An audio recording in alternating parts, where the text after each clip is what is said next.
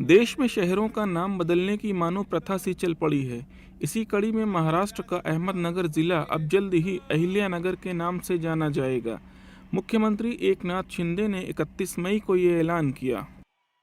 मुख्यमंत्री एकनाथ शिंदे ने अहमदनगर के चोंडी में अहिल्याबाई होलकर की 298वीं जयंती के अवसर पर एक जनसभा को संबोधित करते हुए कहा कि जनता की मांग का सम्मान करते हुए अब अहमदनगर का नाम अहिल्यानगर होगा। उन्होंने कहा कि मुझे गर्व है कि देवेंद्र जी और मैं दोनों इस ऐतिहासिक क्षण का हिस्सा हैं। रामभाऊंची आहे, गोपीचंद पडळकरांची आहे आणि उपमुख्यमंत्री देवेंद्रजी आणि आम्ही सोबतच निर्णय घेत असतो। सगळे सर्वसामान्यांच्या हिताचे, या राज्याच्या विकासाचे आणि छत्रपती शिवाजी महाराजांचा आदर्श आणि अहिल्यादेवी होळकरांचा आदर्श डोळ्यासमोर ठेवून आम्ही राज्याचा कारभार करतोय। त्यामुळे आपल्या सगळ्यांच्या मनातली जी इच्छा आहे, या अहमदनगरचं नाव अहिल्यादेवी होळकर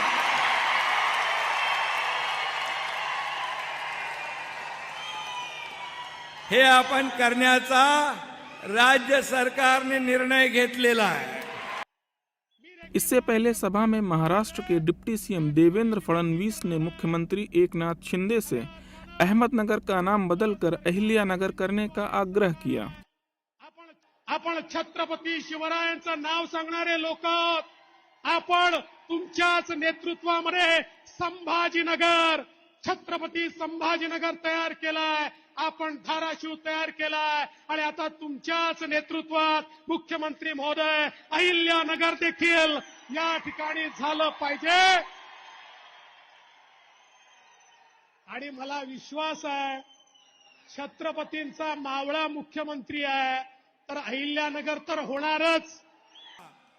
बता दें कि एक साल में नाम बदलने वाला यह महाराष्ट्र का तीसरा शहर है। राज्य सरकार ने फरवरी में औपचारिक रूप से औरंगाबाद का नाम बदलकर छत्रपति संभाजीनगर और उस्मानाबाद का नाम बदलकर धाराशिव करने के प्रस्ताव को मंजूरी दी है।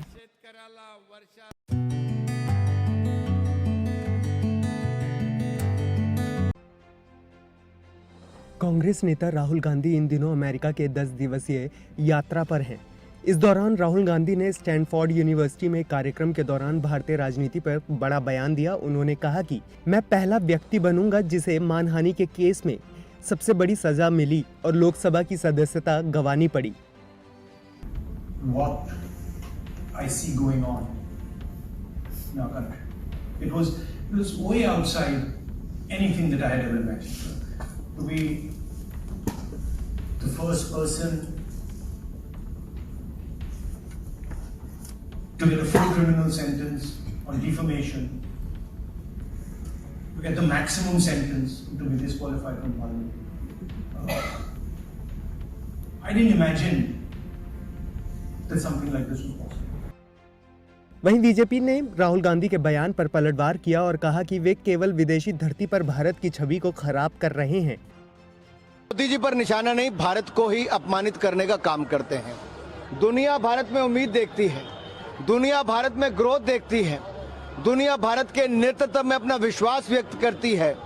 ऑस्ट्रेलिया के प्रधानमंत्री मोदी जी को कहते हैं Modi is the boss. Italy के प्रधानमंत्री कहते हैं Modi is the world's most loved leader.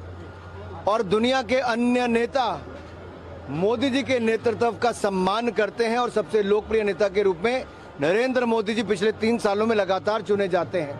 अब इस बात को कांग्रेस हजम नहीं कर पा रही। जब हजम नहीं कर पा रही तो कहीं ना कहीं जाकर उल्टा सीधा बोलना है। तो उधर राहुल गांधी ने 30 मई को भारत में अल्पसंख्यकों की स्थिति को बेहद नाजुक बताया था, जिसका जवाब IAMI प्रमुख असदुद्दीन ओवैसी ने दिया। आपको ये बोलना चाहिए कि मुसलमानों पर अगर हो रहा है तो क्या हो रहा है। ये टाल मटोल का जवाब देना कि 1980 में ऐसा हुआ था। अब फिर राहुल गांधी को ये भी बोलना चाहिए था कि उनकी सरकार राजस्थान में है, जुनैद नसीर कैसे मारे गए और अब तक उनके कई कातिल एलिज एक्यूज नहीं पकड़े गए। ये क्या है? छत्तीसगढ़ में उन्हीं की सरकार है, वहाँ पर धर्म संसद होता है, छत्तीसगढ़ सरकार के स्पॉन्सर्ड, और वहाँ पर महात्मा गांधी को गाली दी जाती है। इससे पहले 30 मई को राहुल गांधी ने सैन फ्रांसिस्को में भारतीय मूल के लोगों से मुलाकात कर पीएम मोदी पर निशाना साधा था और कहा था कि पीएम मोदी खुद को भगवान से भी ऊपर मानते हैं। बीजेपी की केंद्र सरकार राजनीति के लिए जरूरी सभी संसाधनों को नियंत्रित करती है।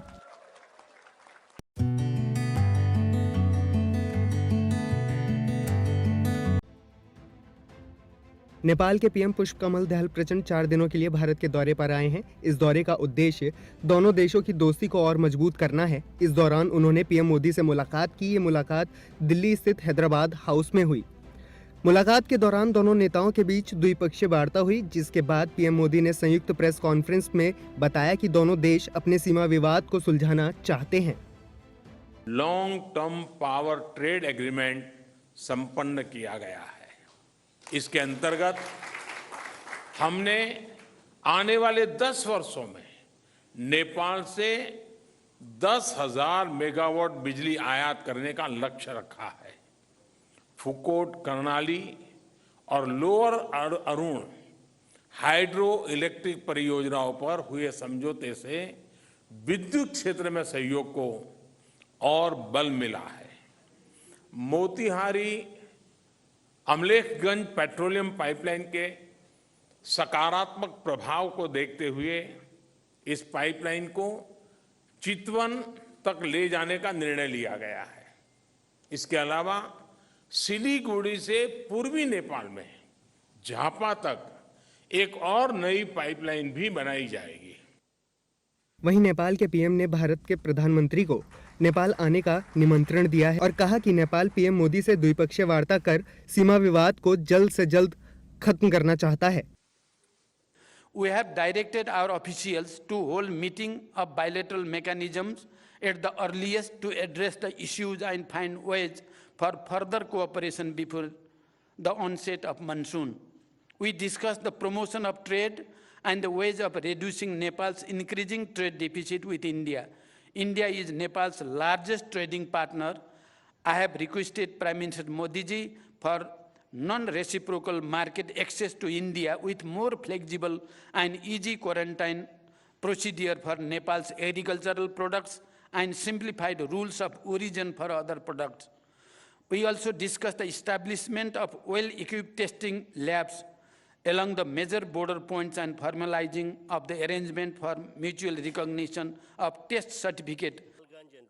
बता दें, दिसंबर 2022 में पीएम का पद संभालने के बाद प्रचंड की ये पहली द्विपक्षीय विदेशी यात्रा है। पीएम मोदी और नेपाल के प्रधानमंत्री इंडो नेपाल बॉर्डर पर इंटीग्रेटेड चेकपोस्ट का वीडियो कॉन्फ्रेंसिंग के जरिए शिलान्यास भी किया।